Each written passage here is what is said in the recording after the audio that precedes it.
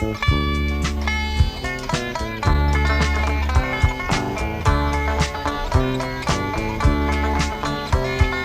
rode 6 miles out of Saugatuck, didn't know where to go, till we picked up the old best chance on the two-way radio.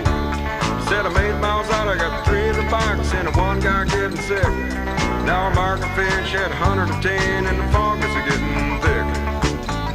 Lake Michigan, salmon fishermen. So we headed out for the charter boats, and as soon as we were there, well, rigged the baits, we lowered the weights, and we checked our tracks with care.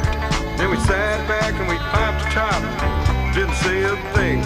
Then all of a sudden, well, the poles were bending and the reels began to sing.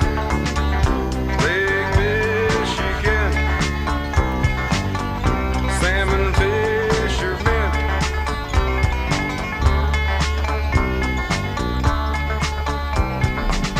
Big lake is getting rough, thunder is rolling in.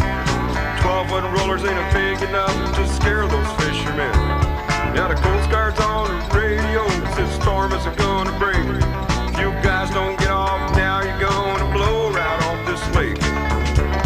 Lake Michigan, salmon fishermen.